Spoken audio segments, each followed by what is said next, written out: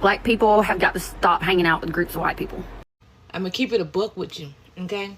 I would trust one white boy with a group of black boys before I trust my son with a group of white boys. This is not me trying to be racist or anything, okay? Because honestly, there's some cool-ass white people out there. Not gonna lie, okay? I have so many white supporters that are so genuine, so caring, so loving, so optimistic, so full of just pure, you know, they just, you could tell that they have, like I said, pure intention. But you never know how a person is raised. I try to preach, racism is taught. You aren't born to be racist. And 9 times out of 10, they don't believe that black people should be successful. And if they see that a black person is bound to be successful, and 9 times out of 10, you know, they know that they're better than them, baby, that becomes a hate crime at that point. All right? And the way this world is set up right now, I also wanted to add, it doesn't even have to be the fact that you are, you know, like money-wise. It could be the fact that you got a loving family, a loving mother, a two-parent household. It could be something as envious as that. And, you know, the typical stereotype, oh, a black person not supposed to have both parents in their lives. Like, you got to think about stuff like that. It's not meant for black people. I don't know how many times I've stated this. It's not meant for black people. We already got to fight our way through this fucking shit, okay? But to actually allow your child to hang out with a group of white people, white boys at that, no. I will teach my son, do not be the oddball of the bunch. And I don't care how nobody takes it. But as a black mother, I'm here to protect my son. Okay? It's okay to have a group of white friends, but make sure it's, you know, other black boys, other black kids. It's a whole bunch of y'all. You know, we got a whole different race of them. We all together. And a lot of people in her comments mad at her talking about something. I don't need you to tell me that. Clearly you do, because y'all clearly ain't seen these other cases of these other people dying. These other black people dying. I remember this one black girl was at a sleepover with her white girlfriends. I don't even remember how that case ended, but she was gone. She was gone. Carmela Anthony, that case that just went on, he just boom, he locked up, gone. His life is all torn apart now. Basically, like, his life is gone. Moral of the story, y'all really need to start praying for your discernment. Praying for your kids' discernment as well. Praying that they know when a person isn't meant to be in their lives, okay? We got to start praying for our children, because, baby, this is an evil, evil world. This is going to be a hot take, and it's either going to get me canceled or people are going to be like, you're right. So here we go. I'm just going to say it. Black people have got to stop hanging out with groups of white people. And I mean that. If you're going to be the only black person in that group, go home. Go home. Because these days, you just can't trust white people anymore. Obviously. It happens time and time and time again. You see one black person hanging out with their group of white friends, and they're like, oh, I've known these guys for forever. We grew up with them. You know, I'm the only black person in the high school or something like that. Especially down here in the South, okay? Down here in the South. Obviously, we realize that these pieces of crap, the white people, will turn on you. They will turn on you quick. So not only do y'all have to be worried about the police, now you need to be worried about your group of white friends that you grew up with. And am I saying every white person's like that? No, obviously not. Okay, but better be safe than sorry, right?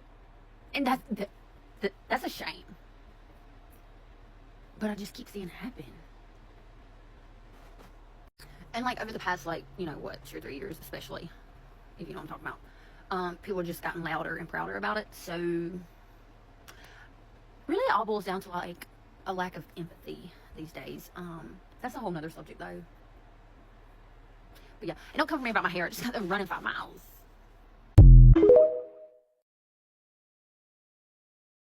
This tragic outcome of Nolan Wells is exactly why Carmelo Anthony did what he felt like he had to do to protect himself. It's exactly why he felt like he had to go to the extreme in self-defense, because the presence of white people is sometimes just dangerous.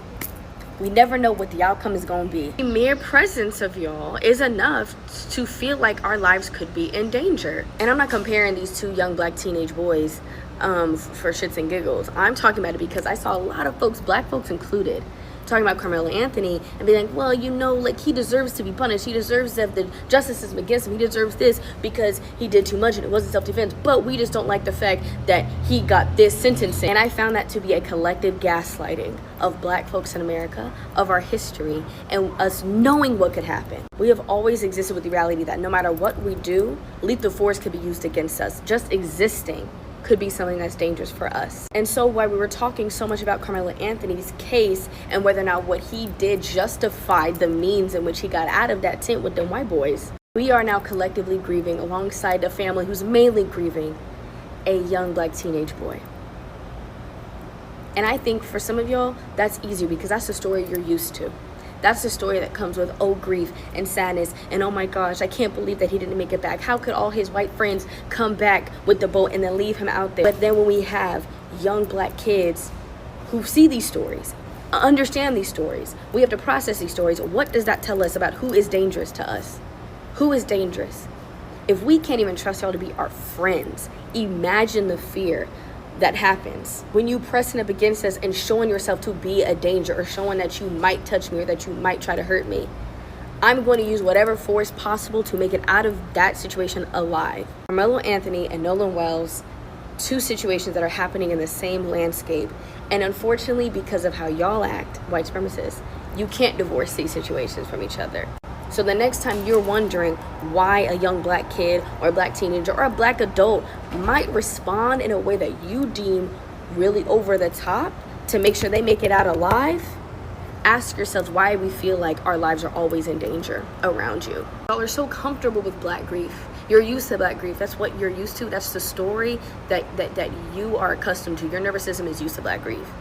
I'm not going to do that. You're not going to see me grieving this. You're going to see me bringing it back to you. And why? If this shit keeps happening, some of your sons might not come back home either.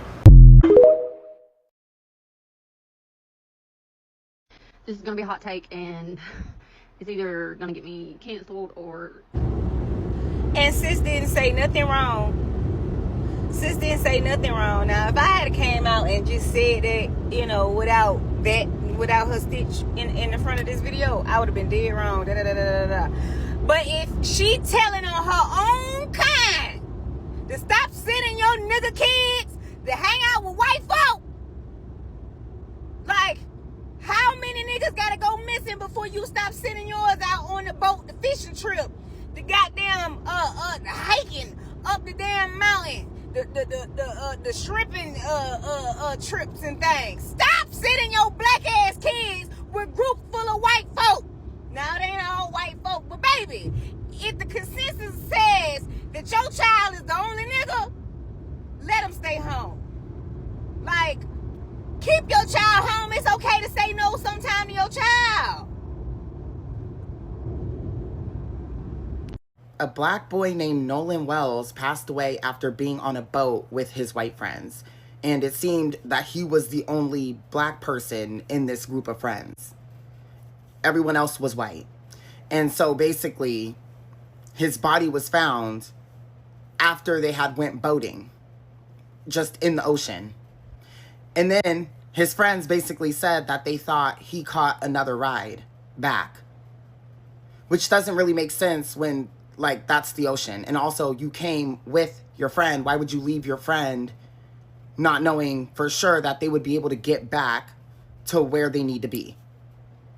That's just crazy. And it honestly reminds me of the situation with Tamla Horsford, which is the mom that went to this sleepover, and it was a bunch of white moms, and she was the only black woman there, and she basically was found no longer alive. It really feels like a similar situation to that situation. It really does. Because things aren't adding up. And it's like the last thing that people knew before this boy went missing and then now was, you know, claimed as no longer alive, was this boy on a boat with his white friends. This black boy being the only black boy in this friend group on a boat with his white friends in the water. And then the body is found in the water. But the friends are saying that they thought he got a ride back somehow. I don't know if there's necessarily foul play at hand, but this just does seem like a pattern. And this does seem like something that was done intentionally. And that's scary. But that's literally the state of the world. And to this day, how racist things still are.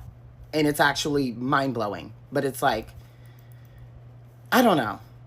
It just feels like this constant thing. And it's just actually so tiring, actually, to see things like this and know that it's just like a cycle that's being repeated over and over, for real.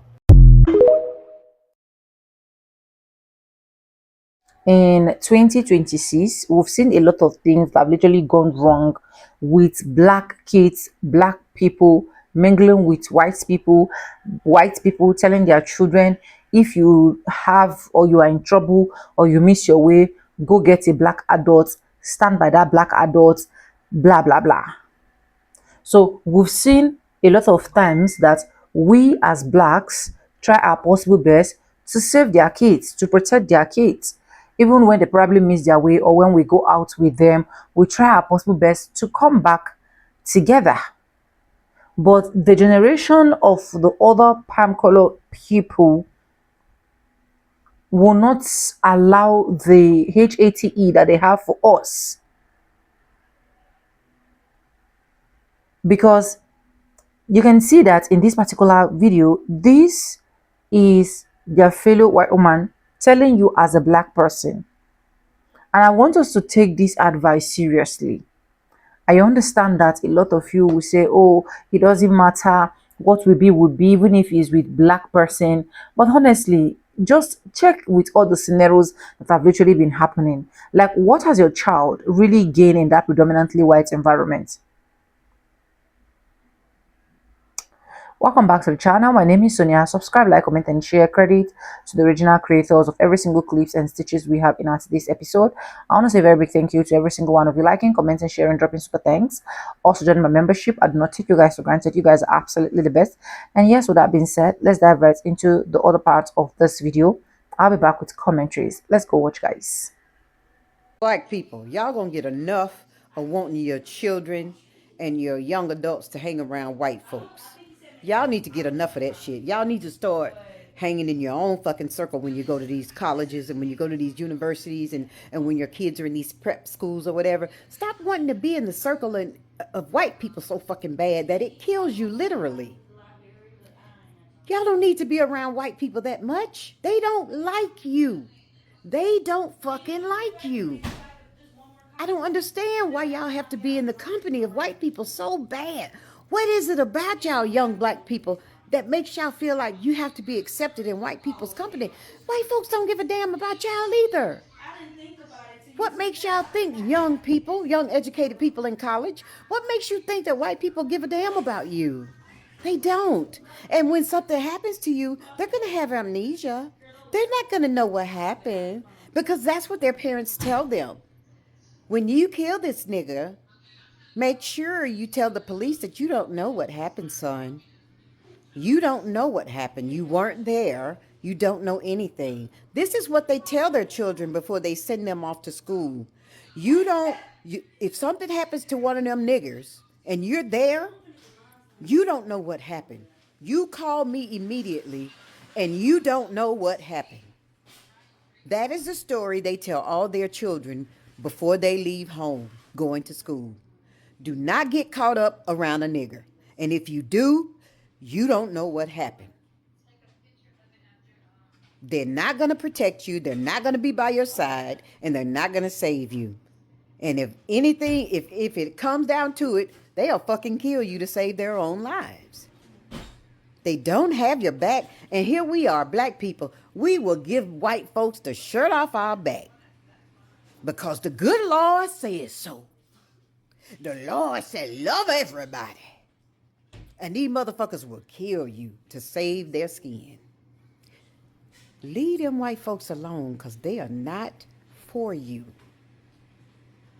Y'all gonna learn. How many more black children have to die before y'all light come on in your head and you realize that white folks don't give a damn about you. With the death of Nolan Wells, people are circulating this photo of Tamla Horsford, but many may not even know her story, so let's get into it. So the news of 18-year-old Nolan Wells, who was a Mississippi football player who vanished during the 4th of July during an outing on Horn Island on a boat, it's been devastating news, honestly, for a lot of people around this country. His body was found Monday morning, and in the swirl of grief and speculation, a lot of people have resurrected this older and equally haunting image. It's of Tamla Horsford, a mother of 5 whose death in 2018 just never made sense. Now, Tamla Horsford was about 40 years old when she attended an adult slumber party with her fellow football moms in Cumming, Georgia, and this happened on November 3rd, 2018. She was the only Black woman at the gathering, and by the next morning, she was found face down in the backyard, battered and bruised, and the official story, she was drunk. Her blood alcohol was nearly 3 times the legal limit, and she accidentally fell from a second-story deck. The case was closed as an accident, and in 2021, the Georgia Bureau of Investigation reaffirmed that finding. But here's where things just stopped making sense, as if they ever did. The 911 call wasn't placed until nearly an hour after the body was discovered, and injuries on her body, a fractured vertebrae, a lacerated heart, bruises, and abrasions all over, led her family to get an independent autopsy. And her best friend was adamant, saying, "I don't believe that's the only thing that happened. My belief, 100% based on the injuries, is that she was badly beaten and left out there for dead." Now, one of the party guests who found her body and was later fired from his court job, it was because he was illegally accessing case files. And he even suggested on the 911 call that a cut on her wrist may have been self-inflicted. The timeline, the witness accounts, the injuries, the delayed 911 call, too many of those things just didn't add up. And despite this, her case remains closed with no arrests and no reopened investigation. Now, Nolan Wells' grandfather, Christopher Wells Sr., wrote on Facebook,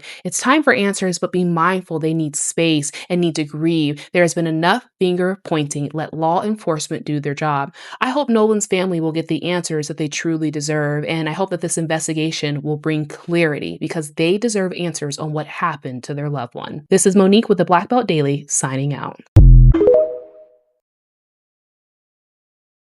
So yeah, I wouldn't say that I'm racist. I mean, if that means that I'm racist, then so be it. But me personally, I just severely do not trust white people. I don't trust white people more than I don't trust Black people. I don't trust people in general, but I have a severe distrust of white people, even more than Black people. Because there's always this little racial bias or racial hint behind it. That's exactly why, like, I would never date outside of my race, bro. After, like, I used to, I would never again, bro. Fuck no. Fuck no. Your white friends will always disappoint you. Let's talk about it. I have a white mother and I grew up in a predominantly white city and I attended predominantly white schools. And so many of like my formative friendships and romantic relationships were with white people who did inevitably and always end up disappointing me. Within each and every one of these relationships, something like totally cataclysmic, whether small or large, inevitably and always happened, which I have now termed the Great Disappointment, which was like a moment where I felt totally let down by that person. It follows a quasi script, right? Like the person that I'm friends with or involved with is always progressive and an avowed Democrat, a person who would have voted for Obama for a third term, who is like anti-racist, who is pro-Black, at least they say they are, but inevitably they make a misstep, they say something harmful, they do something harmful that they don't even realize is bad, and then it creates this like massive gulf between who you thought they were and who they actually are. Right, like on a totally random day, in a totally random circumstance, they do something, say something that like hurts you and it like cuts you really deep and it's profoundly disappointing. And then suddenly you have one of two options. The first really is to say, hey, that like really hurt my feelings, and then have to step them through the macro or microaggression they committed and then contend with the possibility that they'll like fight you on it, or B, say nothing and disappoint yourself, right? Like in my own personal life, it was a person in my law school class with whom I thought I was really great friends, remaining silent, not doing anything when a professor said very loudly that only recently the Black students got good at law school, right? Like no one said anything, my friend didn't say anything. Or that time a very long time ago when an ex-partner like heard someone call me a racial slur at a club and didn't say anything about it, and then was confused why I was upset with him later on. Or the time during high school when I got into a slew of Ivy League colleges, and my good friend, this guy who I thought we were like really close with, he told me that I got in because of affirmative action, and no one else blinked an eye, right? Like, it's these profoundly sad, disappointing, confronting moments where someone that you trusted says something really harmful, and then suddenly you feel otherized. You're totally different from them, and maybe they don't understand you at all. And these moments, which happen like all of the time, I'm sure, to you, and they've happened to me, are insidious precisely because like the white person doesn't really know that that's what's happening, right? Like, because these micro and macro aggressions, these moments of racism don't happen to them ever, they're totally blind to them. They don't see them happening, and they don't know what they are or what they mean. So when you call it out, they're kind of like, okay, whatever. This recently happened again, and I'm wondering, as I deal with it, if that's something that you've dealt with too. All right, love you lots. Bye.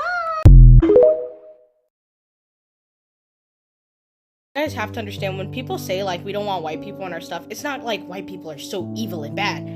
Genuinely, they ruin stuff, okay? Let me explain why. They'll find something, change the name of it, plaster white people all over it, and then call it something different like aesthetic fruit water, and it's like a agua frescas. Like, I want a chubby Mexican woman making my agua frescas and it has bees flying all over it, not Britney. And the stuff with slang, I've been hearing yacht since I was like 8. It just means God. You say it when you see a fat butt, but it's not a synonym for fat butt. White people get their hands on something, it skyrockets in prices. It's not even funny. I remember one time, I think it was like 2013, my mom took me to get some boba tea because I was jealous of her trying it before.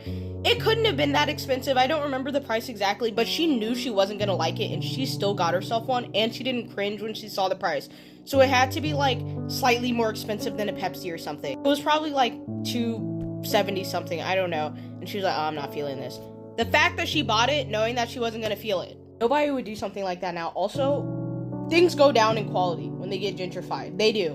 Boba tea is now just syrup and like tapioca pearls. It's not even good anymore. I'm not saying it's just like racial and ethnic minorities either. I'm even seeing this in like the alt spaces. And like, technically the face of alt spaces have been white for a long time. Like, obviously racial minorities have been in alt spaces too. But they're getting like so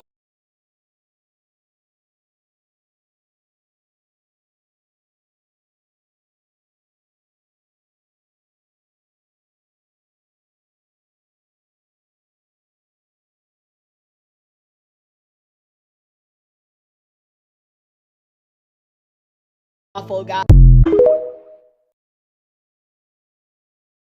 Lately, people have been assuming that I have white friends, and I have become more and more irritated because it's really offensive. And before you're like, oh, why is it offensive that people assume you have white friends? Let me show you the school I went to. I do rep my W gear at least once a week because I am proud of the school I went to, because I'm proud of myself for graduating. But this is the type of shit I had to deal with, and this is why I don't have any white friends, especially from W. Because what do you mean you held a visual for Charlie Kirk? These were the same people that were happy that Trump won that first election that he won. I had to walk around campus next to a whole bunch of white people with MAGA hats on. Do you know how comfortable that is for me? You think I could trust any of those white people that went to this school? So when people assume I have white friends, yes, I get offended. Because that means I would be a coon. And I never want to be labeled one of those. Okay? If I became friends with anybody from that white school, they wouldn't be able to be trusted. I'm sorry. Like, I wouldn't trust them. Because if not them, their family. If not their parents, their grandparents.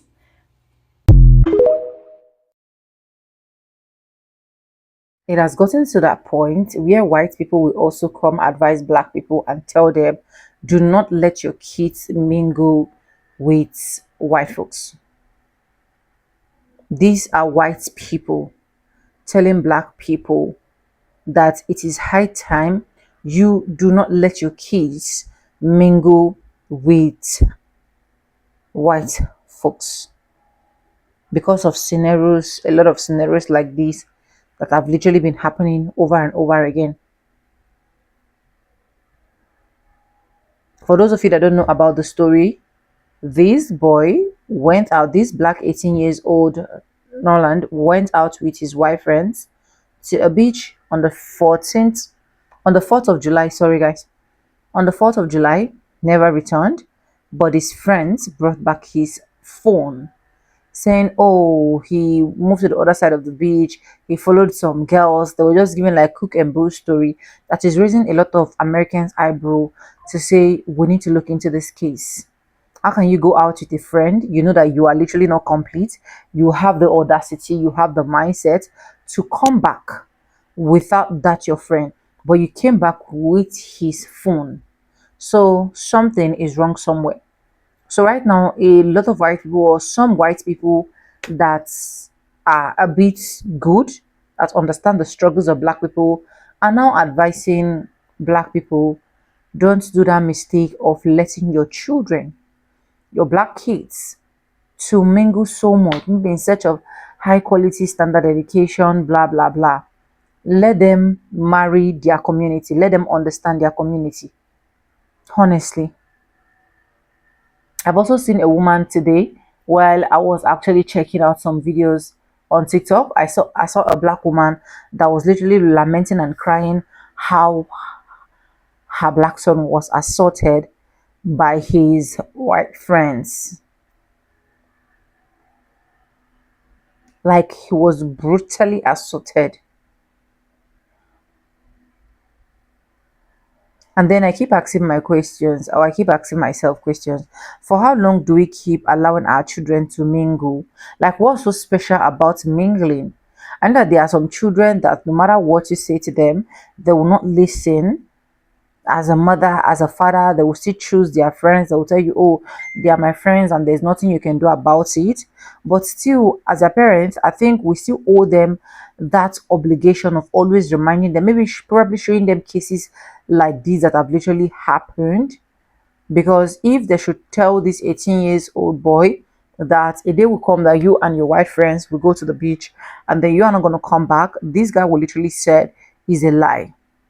And even up to this date, nobody, no report has really find out what has literally gone wrong, if the guy literally get drowned in the sea or whatsoever. Like, no concrete report. It was just his parents posting back to back that even created all of this awareness that is making a lot of people to raise a lot of eyebrow. You can achieve that good education, you can achieve every single thing you want to achieve as a black person in a black environment. It's not a must, it's not a do or die affair that you need to mingle. You need to be their friends, or you need to study in a predominantly white environment.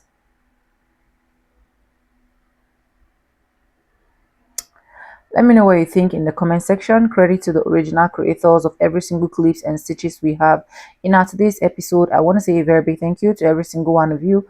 Liking, commenting, sharing, dropping super thanks. Also joining my membership. I do not take you guys for granted. You guys are absolutely the best. And yes, with that being said, with no further ado, I do like I always say in my videos, I'm going to be saying bye now. See you guys in my next one. For now, bye guys. I love you guys. Mwah.